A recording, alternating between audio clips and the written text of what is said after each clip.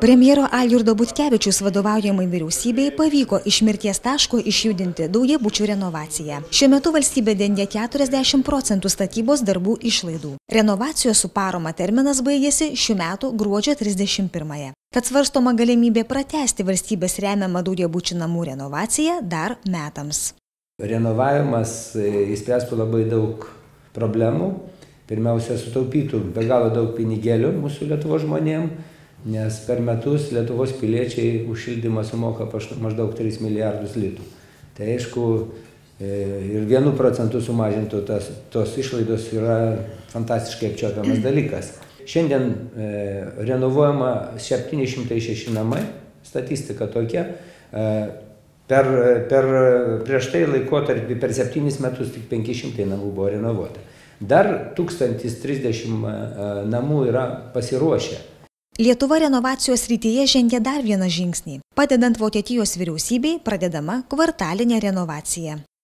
Padedant Vokietijos vyriausybei, kuri remia ir finansiškai, ir visais kitais būdais, techninę paramą, organizacinę, bandyti pradėti Lietuvoje kvartalinę renovaciją. Tai ne pavienių namų, o imti kvartalais ir viską sutvarkyti dėl energetinio efektyvumo.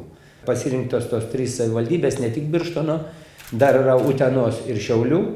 Ir į tą efektyvumą energetinį, tai ne tik gyvenamieji namai, visuomeniniai pastatai, pradedant gatvių apšvietimas ir viskas, kas naudoja mūsų mokesčių mokėtojų pinigėlius.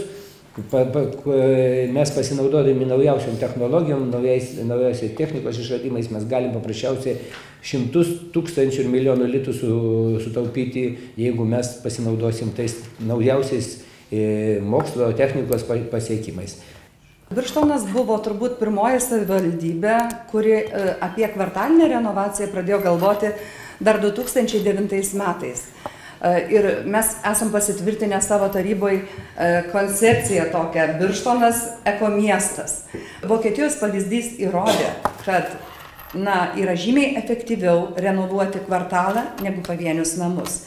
Tai apimtų ir apšvietimą, tai apimtų ir visas požeminės komunikacijas, gyvendindami kvartalinės renovacijos projektą, galvojame, kad iš tikrųjų reikėtų sutvarkyti visas viešasias erdves. Tai yra aikšteles prie namų, įrengti vaikų žaidimo aikšteles, įrengti parkus, ką mes matėme, poilsio parkus su suoleliais, su fontanėliais, su skulptūrom, kur žmonės ir gyventojai galėtų susirinkti tose bendrose erdvėse ir vietose ir tiesiog pabūti ir pailsėti. Bandomieji kvartalinės renovacijos projektai turėtų paskatinti ir suteikti pagrindą tolimesniai šalies kvartaliniai renovacijai. Renovuojant ir dalyvaujant toj kvartaliniai renovacijai bus apimti ne tik modernizuojami ne tik gyvenamieji namai, bet ir viešieji pastatai. Kvartalinė renovacija tikrai duos didelius rezultatus, kad reikia su žmonėmis iš anksto kalbėtis, kad reikia tą darbą tikrai pradėti ir skirti tam ypatingai didelį dėmesį.